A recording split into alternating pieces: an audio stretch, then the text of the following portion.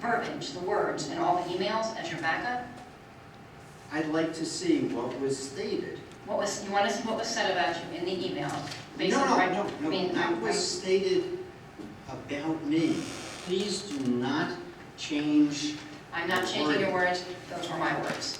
That Okay. was my interpretation of what you said. If we send you the bill and you review it, then can we come back and you say, I would like more? Is that something we can do? If it's not acceptable to you? If we get the copy of the bill like we have in the past, and you review it and you still want more information, then can we? I'd like to see the We start there. communication process between the attorney and either the board or board directors' communication, whether it's email or telephone calls. For every item on that bill. Because we're gonna have a bill with 40 different Right. things. Uh-huh. So you want, Yes. Yeah, I want the backup material. Then, I mean, we'll get the invoice, it'll have what it'll have on it. If you, I think it's gonna be just like Donnie said, it'll have all the information on it.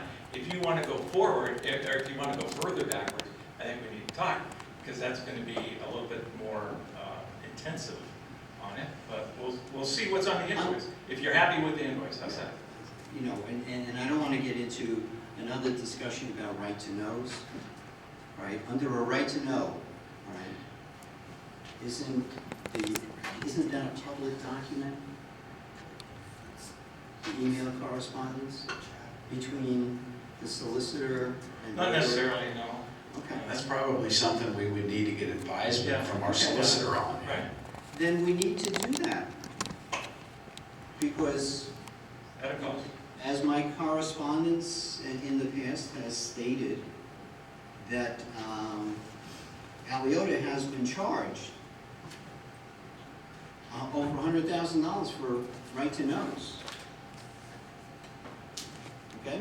Meanwhile, Mr. Wachter, Attorney Wachter, Listen, he's not part of the discussion. yes, he is. Okay, no, he isn't. We're not talking about right to know, Is it part sir. of the right to know law?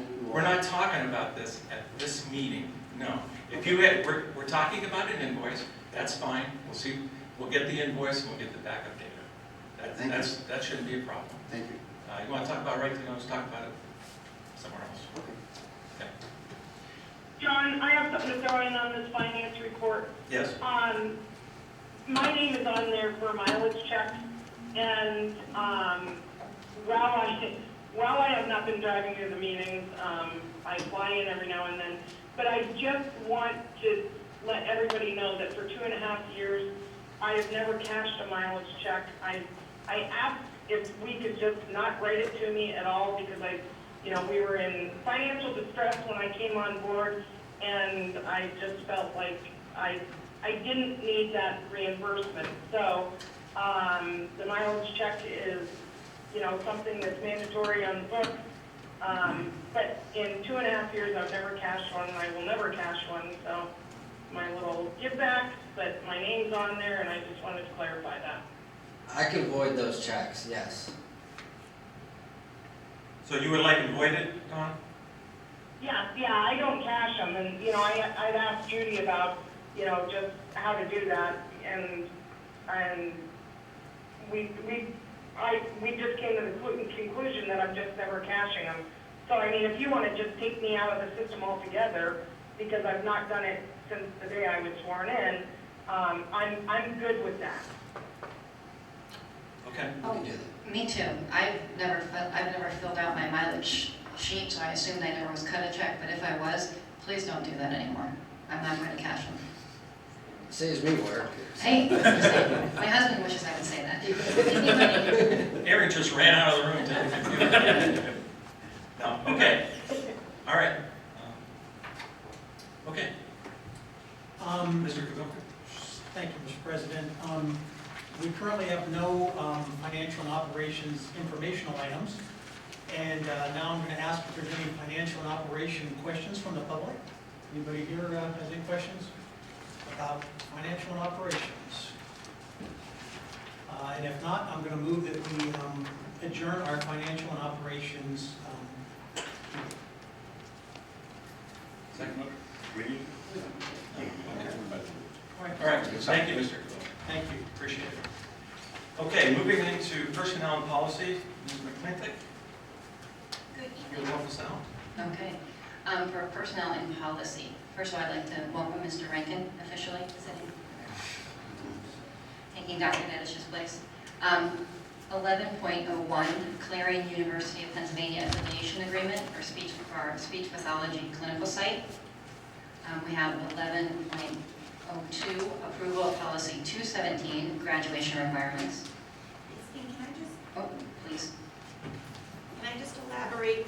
I hate this thing.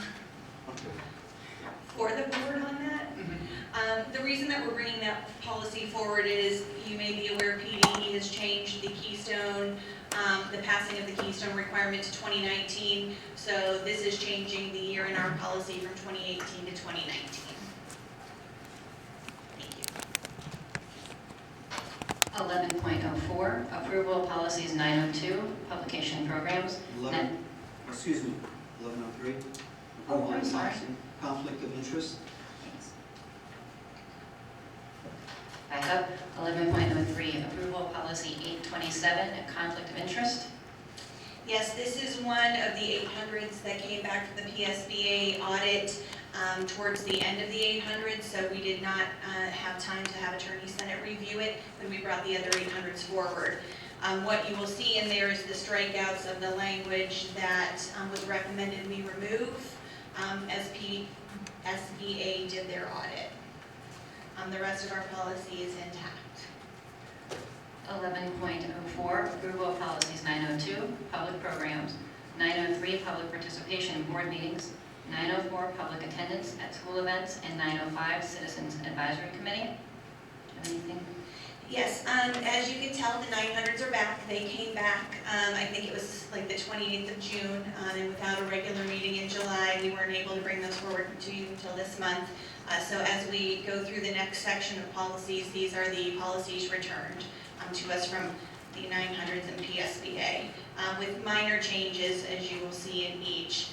The bold, if you recall, does include the language that they're asking us to add, and the strikeouts is language that we had that they're suggesting we get rid of.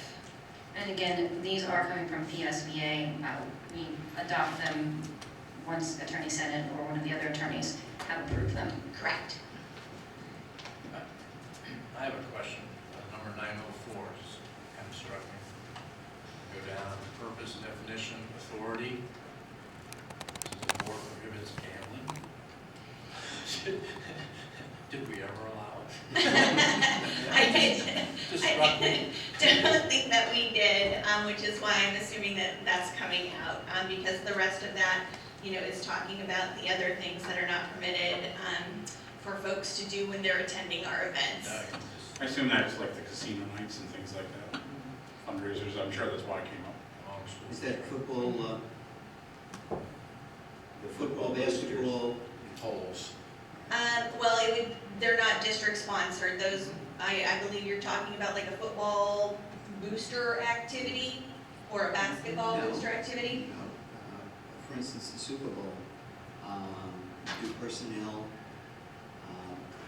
put $10 and you pick numbers and then you fill out this sheet. It was jelly beans. That is not a sanctioned district event But that I that's am aware gambling. But that's Good gambling. answer. Right. That's gambling. of. Did I answer your Yeah. question, Mr. Bitzer? 11.05, approval of policies 905, public complaints. 907, school visitors. And 908, relations with parents and guardians.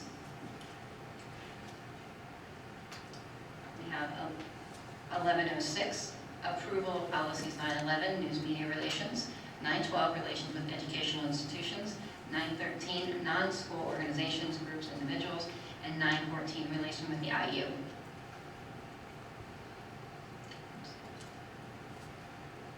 And 11.07, approval of policies 916, school volunteers. 917, parents, family involvement. 918, Title I, parental involvement. And 920, terroristic threats. 1108.